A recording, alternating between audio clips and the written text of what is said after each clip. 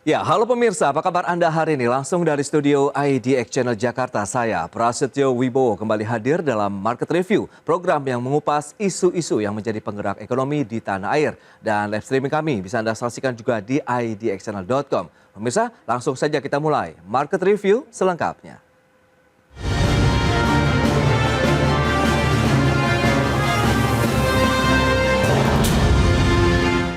Ya, pemerintah akan membentuk Koperasi Desa Merah Putih yang akan menjadi pusat kegiatan ekonomi di wilayah pedesaan. Pemerintah akan membangun Kopdes Merah Putih di 70.000 desa yang tersebar di seluruh wilayah Indonesia.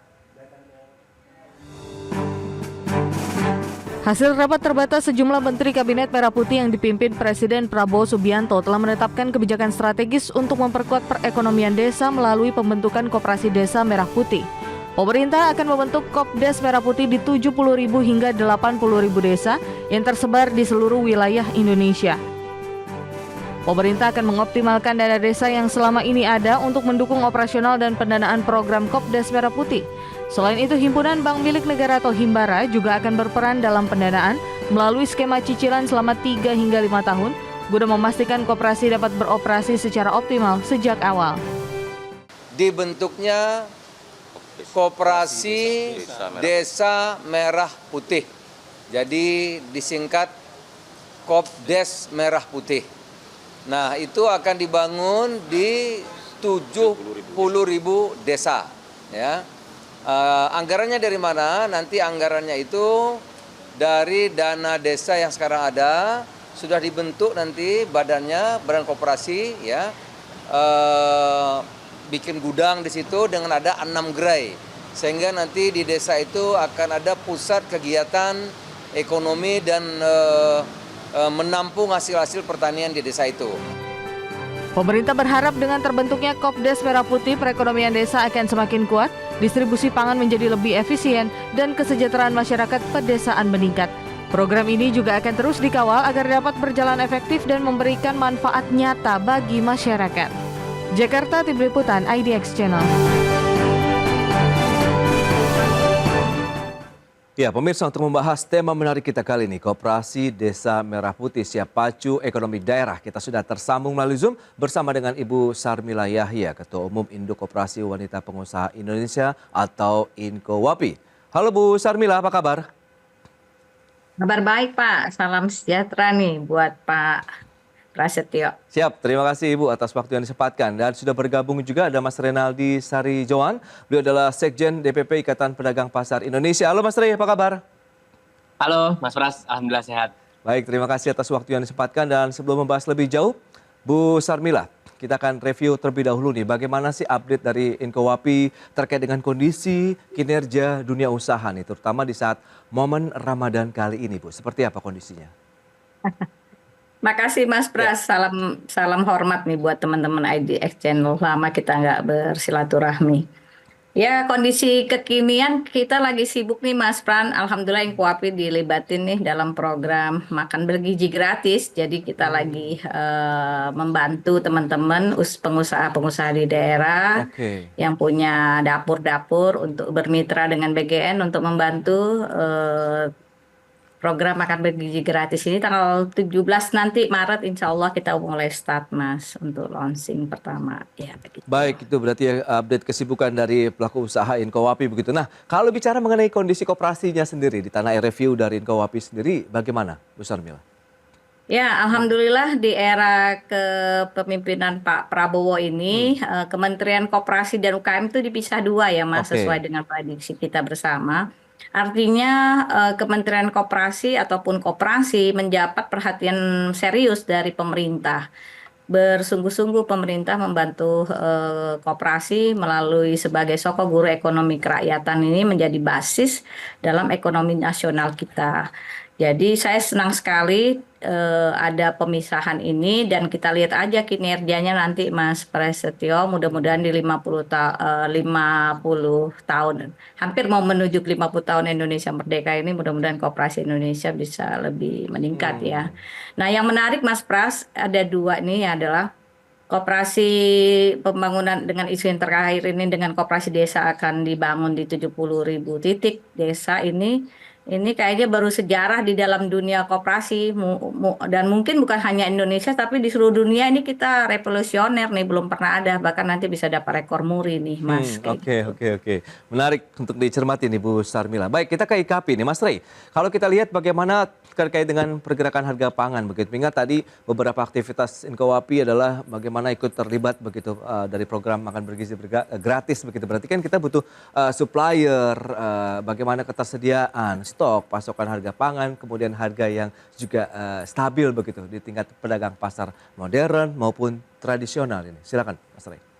Ya, Mas Pras, saya ingin sampaikan dan ingin laporkan beberapa poin hari ini perkembangannya, situasi harga bahan pokok di pasaran tentu, hasil laporan dari anggota kami di berbagai daerah, ini beberapa komoditas pangan terkerek naik ya, seperti minyak goreng. Ini yang curah itu saja sudah di angka 19.000. Kemudian ada gula pasir yang sudah tembus di 18.300 sampai 18.400. Kemudian bawang merah, bawang putih di kisaran 50 ribuan. Cabai rawit merah ini yang cukup pedas, saya kira ini semakin pedas harganya itu di 120.000 per kilogramnya. Itu hampir sama seperti daging, Mas Pras, harganya per kilo, kurang lebih ya. Cabai merah keriting juga mengalami kenaikan di 78 sampai 80.000. Yang TW besar itu 81 sampai 82. Nah ini ayam juga memasuki fase pertama Ramadan ini, kami sebutnya fase pertama di H+3 ini, ada kenaikan kurang lebih 1.000 sampai 2.000 rupiah per kilonya di angka 42 sampai 43.000. Terakhir daging sapi yang masih bertengger di 140.000. Demikian. Oke, berarti memang rata-rata menjelang Ramadan karena demand-nya juga tinggi begitu ya, menjadi salah satu pemicukah begitu terjadinya lonjakan harga di bahan pangan, Mas Rey? Ya, tentu ini rumus ekonomi seperti biasa ya, Mas Pras ya. Ada supply and demand yang terganggu sehingga memicu beberapa komoditas pangan akhirnya naik. Nah, kami melihatnya sebenarnya selama pedagang di pasar itu mendapatkan supply yang melimpah atau banyak, tentunya akan H+7, H+10, H+15 ini akan melandai harganya. Kemudian akan turun jika itu terjadi. Oke. Nah, sekarang kalau kita bicara mengenai rantai pasok bahan pangan begitu, kita tahu juga ada keterlibatan koperasi di dalamnya. Menurut Anda sejauh mana keterlibatan koperasi dalam rantai pasok bahan pangan dari produsen ke pedagang hingga ke konsumen ini, Mas Rey? Ya, saya sama Bu Syarmila sama-sama nyari barang waktu itu. Agak sulit ya Bu ya. Jadi memang gini, Mas Pras, kami melihat rantai pasok kita ini selalu menjadi momok. Ya, momok dalam melakukan supply ke beberapa titik, entah itu pasar modern atau pasar tradisional, ini selalu jadi momok.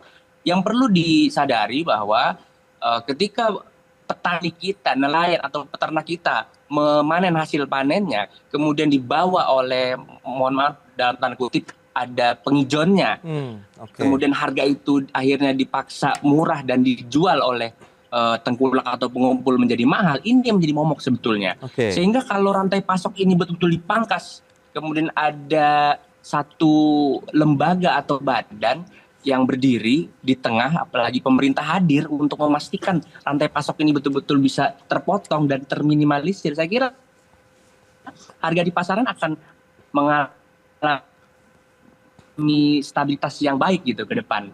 Karena ekonomi itu kan nanti akan menemukan titik penyimbangnya gitu di mana kita nggak tahu, tapi ketika pemerintah hadir dalam Kopdes Merah Putih ini, saya kira akan memberikan manfaat yang cukup banyak. Oke, Mas Rey. Nah, Bu Sarmila, tadi dengan beberapa tantangan rantai pasok bahan pangan kita yang juga nampaknya ya sampai sekarang begitu masih belum ada solusi yang solutif lah kalau bisa dikatakan begitu. Nah, Anda melihatnya bagaimana Bu Sarmila terkait dengan rencana pembentukan tadi Koperasi Desa Merah Putih, tadi 70.000 desa begitu. Apakah benar-benar nanti menjadi solusi dalam ketersediaan, pendistribusian bahan pangan di tingkat produsen, kemudian juga bisa meningkatkan lagi nih roda perekonomian di wilayah pedesaan dan daerah tentunya? Oke, Mas Pras, ini kan rantai pasok ya. Jadi dari pasar ya apa Sekjen Pasar ini Ikatan Pedagang Pasar ya udah menginformasikan kepada kita bahwa sebenarnya kondisi di lapangan itu berbeda dengan yang disampaikan oleh pemerintah lah kadang-kadang secara itu Mas Renaldi tadi sampaikan HET-nya suka berbeda nih padahal HET di pemerintah itu minyak tadi gula itu harusnya kan 17.500. Tadi Oke. Mas Renaldi bilang 18 ribuan udah sampai gitu Betul. ya. Bahkan minyak juga curah udah sampai 19.000 yang di pasaran harusnya udah 17,5, 16,5 gitu. Jadi sebenarnya alhamdulillah kalau lewat koperasi yang kami jalanin ya ini true story ya yang kita jalanin hari-hari ini. Oke. Peran koperasi penting banget Pak Prasetyo dan kami mendapatkan harga yang masih HET gitu. Jadi Oke. sebenarnya prinsip pembeliannya itu mungkin di pasar karena belanjanya sendiri-sendiri pedagangnya ya tidak terkumpul dalam satu koperasi besar Oke. gitu ya dalam pembelian bersama, penjualan bersama dan keuangan bersama. Ini akhirnya bisa membuat pembelian kepada D1 ya atau pabrikan itu jauh lebih dikasih harganya sendiri-sendiri jadi beda kuantiti gitu Mas. Jadi Oke. pengaruh koperasi ini sangat mempengaruhi kalau dalam supply chain-nya. Alhamdulillah Inkuapi sebagai organisasi koperasi kita membelanjanya masih langsung ke pabrik Pak. Jadi kita D1-nya. Jadi kita membantu sekali gitu. Nah, kalau Oke. nanti ada koperasi desa ini jauh lebih baik kalau kami kan ke pabrik-pabrik ya. Kalau nanti memang ini bisa langsung ke petani, saya sangat senang. Tapi kita harus mencermati koperasi desa ini nanti ngelola siapa ya? Oke. Aparatur masyarakat desa. Dan kepemilikan koperasi desa ini siapa punya gitu? Masyarakat punya. Masyarakat yang mana gitu kan? Dan syarat mendirikan koperasi kan sekarang RUU koperasinya lagi digodok ya di DPR Oke. ya RUU koperasi yang terbaru ya. Itu minimal kalau yang dulu kan 20 orang tuh minimum untuk membentuk satu koperasi desa. Nah, ini Oke. siapa masyarakatnya? Apa tokoh-tokoh masyarakat desa saja sebagai ownership atau para petani atau Oke. para buruh nelayan itu mesti jadi kelembagaannya harus kita cermati dengan baik gitu, Oke, Mas. itu dia. Kita akan lihat seperti apa sih nanti konsep yang diharapkan, kemudian mekanisme operasionalnya seperti apa. Kita bahas nanti di segmen berikutnya, Bu Sarmila. Mas Ray, kita akan jeda dulu sebentar. Dan pemirsa, pastikan Anda masih bersama kami.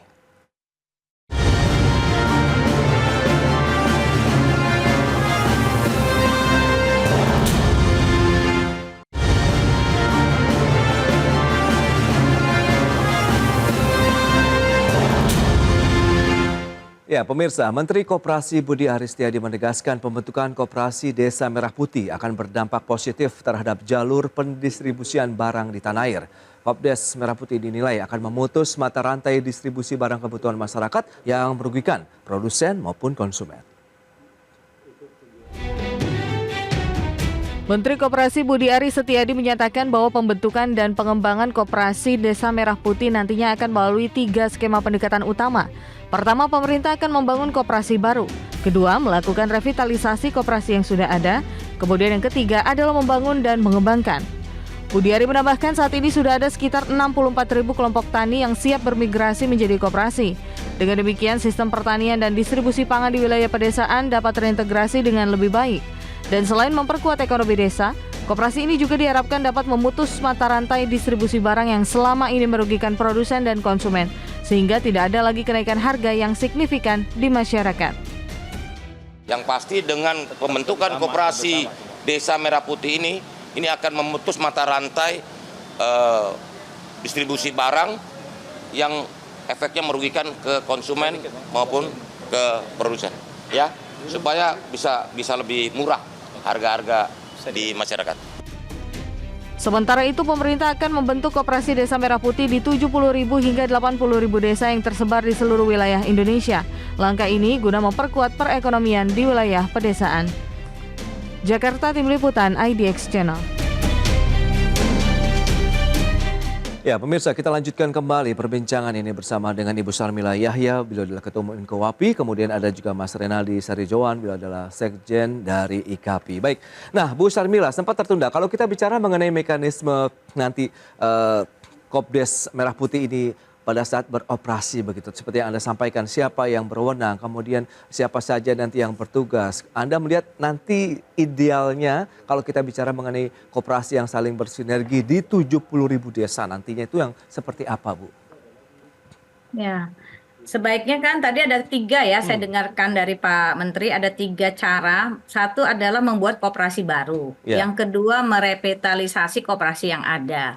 Yang ketiga adalah mengembangkan koperasi yang sudah ada itu untuk lebih berkembang. Yang ketiga artinya kalau memang sudah ada tinggal dikembangkan. Oke. Nah, artinya peluang-peluangnya sudah ada. Nah, tinggal nanti memang ini harus ada keputusan menterinya, Kepmennya ya, keputusan menterinya.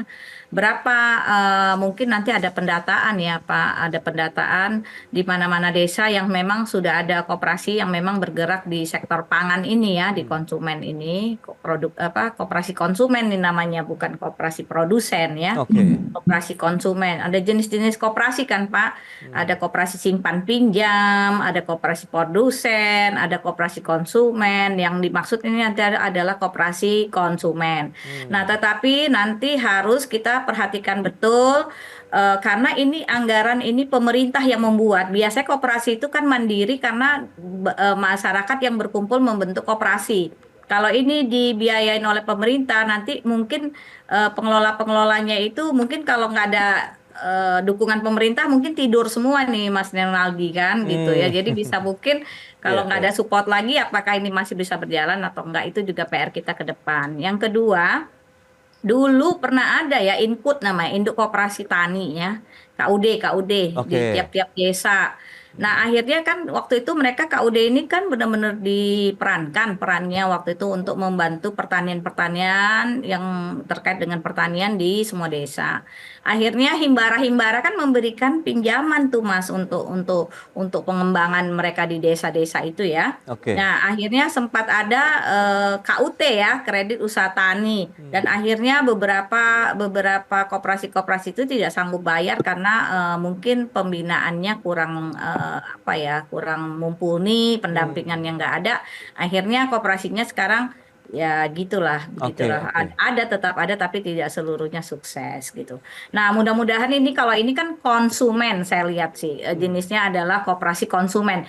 Jadi lebih kepada memotong rantai pasok. Ini sangat baik sekali. Jadi nanti mereka lah sebagai pembeli dari hasil-hasil pertanian dan dijual lagi. Itu yang tadi diharapkan Pak Renaldi, ada yang di tengah nih, ada yang di tengah. Nah, mereka hadir untuk yang di tengah ini, Mas. Nanti kelihatannya seperti itu. Baik. Nah, Mas Rey, lantas bagaimana? Seperti yang sudah disampaikan Bu Sarmila begitu. Apakah ini akhirnya menjadi solusi yang benar-benar diharapkan sekian lama begitu? Kalau kita lihat juga dari mungkin IKAPI dan teman-teman pelaku usaha UMKM ataupun pedagang pasar lainnya begitu, Mas Rey. Ya, maka kami tak henti-hentinya untuk menyampaikan kepada pemerintah, Mas, bahwa hampir 10-15 tahun kami selalu melakukan hal yang sama untuk menyampaikan kepada pemerintah bahwa perlu ada tata niaga pangan yang baru, perlu ada grand design pangan yang baru. Nah, kami menyambut baik Kopdes Merah Putih ini karena ini adalah cara baru yang tentu modern. Ide dan gagasan ini mungkin koperasinya mungkin sudah cukup lama berdiri di masing-masing desa. Ada KUD tadi disebutkan oleh Bu Sarmila, KUT dan lain sebagainya. Akan tetapi itu kan masih bekerja sendiri-sendiri. Nah, ini ketika ada yang mengkondak atau ketika ada yang menjadi istilahnya yang memiliki otoritas atau kebijakan, tentu akan jauh lebih efektif ke depan. Karena kami melihat seperti yang tadi kami jelaskan, persoalannya tidak hanya di hulu yaitu di produsen, atau tidak hanya di hilir yaitu di pengecer atau pedagang pasar. Soal utama juga ada di middleman atau di jalur tengah, di distribusi. Saya kira kalau ini hadir, kemudian dapat menyelesaikan persoalan hulu hilir, maka akan memberikan dampak yang cukup serius. Apalagi aktivitas ekonomi yang ada di desa terus berkembang, terus berjalan, sehingga yang tadi cabai rawit merah tadi 120.000 ketika katakanlah sentra di Luwu itu ada surplus cabai, ini bisa dibawa ke beberapa daerah yang lain, ke beberapa Kopdes Merah Putih yang lain. Saya kira itu. Kemudian selain cabai merah putih, bawang merah itu ada di Brebes. Ini juga bisa dibawa ketika bawang merah surplus di Brebes. Dan juga ada yang namanya apa namanya Mas, daging di NTB, Oke. Sumbar. Ketika ini surplus juga bisa dibawa. Artinya apa? Ada subsidi silang yang bisa dilakukan oleh apa namanya penghasil-penghasil atau sentra-sentra itu tadi. Saya barusan tadi pagi koordinasi dengan koperasi pengunggasan, Mas Pras. Oke. Mereka koperasi produsen telur dan ayam tentu menyambut baik apa namanya Kopdes Merah Putih ini. Mereka akan bergabung, tetapi ada tetapinya nih. Oke. Tetapi jika SDM Ya. Halo, Mas Rey. Baik, sepertinya kami mengalami gangguan sinyal pemirsa dan kita akan lanjutkan kembali tadi perbincangan yang tertunda di segmen berikutnya dan tetaplah bersama kami di Market Review.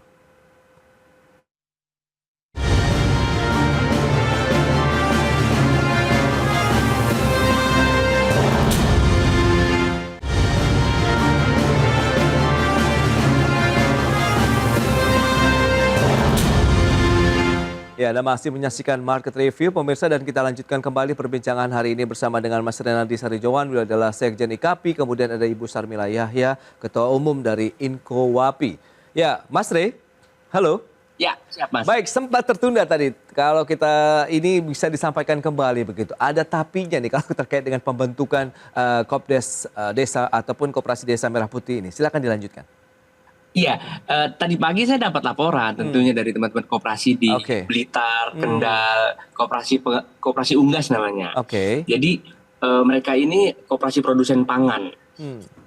Jadi untuk saya bacain sedikit ya, Iya. untuk Kopdes Merah Putih jika SDM yang kelola tidak dibina bisa binasa.